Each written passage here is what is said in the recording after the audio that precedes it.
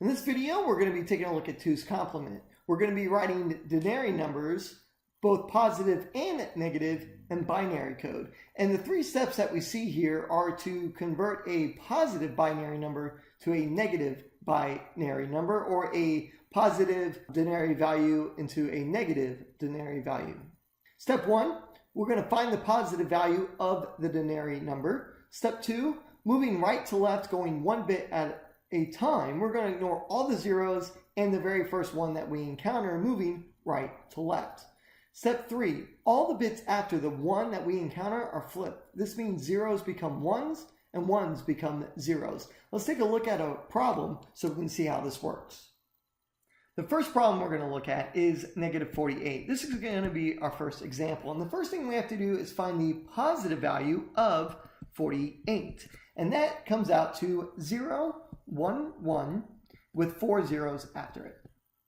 It's strongly recommended that you know how to read and use binary code. If you're not sure how we got 48, you definitely need to understand how to read and use binary before even moving on to 2's complement.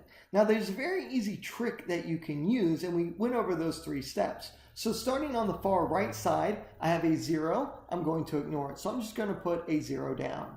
I see another 0, I'm going to put it down, and I'm going to keep putting zeros until I encounter the first one. Now I have encountered my very first one. I'm going to ignore that as well, so I'm going to put a 1. In step 3, all the bits after that 1 are flipped. This 1 becomes a 0, and this 0 becomes a 1. So now what I need to do to check to make sure it works is to work it out mathematically. Now remember, in 2's complement, when you have a leading 0, it means it's going to be a positive number. When you have a leading 1, it means it's going to be a negative number. When I work it out mathematically, I see this very first 1 here means it's going to be a negative number, and that value for that bit position is 64, so it's negative 64. I don't have a 32 value. I do have a 16 value, which is positive. So I have 64, negative 64, plus 16, and when I work that out mathematically, it comes out to negative 48. Only the very first one is negative. The rest are going to be positive. So this very top number that I have here, that's for positive 48, and I know it's positive because it starts with a 0. Anytime the binary number starts with a 1, it means it's going to be a negative number. And only that first value, like the 64 that we had, is negative. All the other values would be positive. Let's take a look at another problem. The next example we're going to look at is negative 91. And the first step is to find the positive value of 91, and then we can do the rest of the steps. When I work that out in binary, it is 0, 1, 0, 1, 1. I'll just go ahead and fix that. 1, 1, and then 0, 1.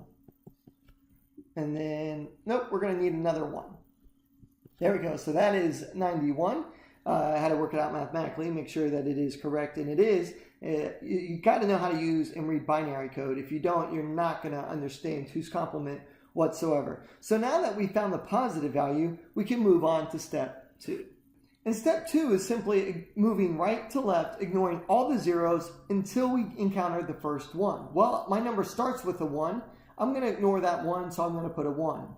Every value after this gets flipped. This means this 1 becomes a 0. This 0 becomes a 1.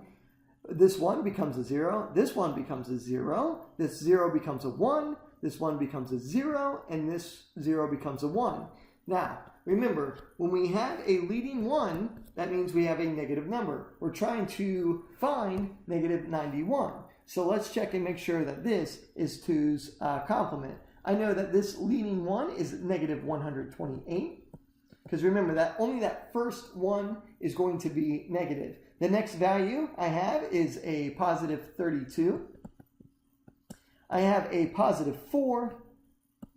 And then I have a positive 1. And when I add all these up and work it out, comes out to, yep, negative 91. And that's how I convert it. We're going to do one last example right now. Negative 124 is going to be our next example and our last example. And we have a much larger number here, but it's nothing that we can't handle. The first thing we do is find the positive value of 124. And I'm going to go ahead and write it out right now. Okay, and when I double check, yep, that looks like 124. So now what I need to do is I need to convert it to negative 124. When converting to negative 124, all you have to do is move from right to left, ignoring all zeros until I encounter the first one. So this 0 I'm going to ignore and just put a 0. I'm going to put another 0. Now that I've encountered the first one, I'm also going to ignore that, and I'm going to put a 1. Now, every one after this becomes a 0, and all the zeros become 1. So I'm going to have a total of 4 zeros here because I have 4 ones. Go ahead and fix that real quick. And this last 0 becomes a 1. Now remember, in 2's complement, when we lead with a 0, we have a positive number. That's how we got 124. That's a positive value. Once we find the positive value, we can use the trick to flip the rest of them by ignoring all zeros in the first one to get the negative value. Because when I have a leading 1 in my binary number in 2's complement, it means it's going to be a negative number. So I only have 2 values here, very easy to work out mathematically. That leading 1 is a negative 128. I don't know why my computer keeps doing that. And then the other value that I have is a positive 4. So when I go ahead and I add these 2 values together, I get negative 124. That is how you use 2's complement. When you're following these steps to get a negative number, you're also going to wind up with a positive number. This positive number, 124, this value that I have in binary code, that is a 2's complement version. It is exactly that. It has to have that leading 0 because in 2's complement, that leading 0 means it's a positive number. When I flip those zeros and ones, a leading 1 means I'm going to have a negative number. So the top number in red, for each of those problems we did, that's a 2's complement in binary for a positive number. You have to have that leading 0, which means it's positive. When you're looking for the negative value and it starts with a 1, that means it's going to be a negative number. That's it for this video. If you have any questions, please post a comment below. We'll see you guys in the next one.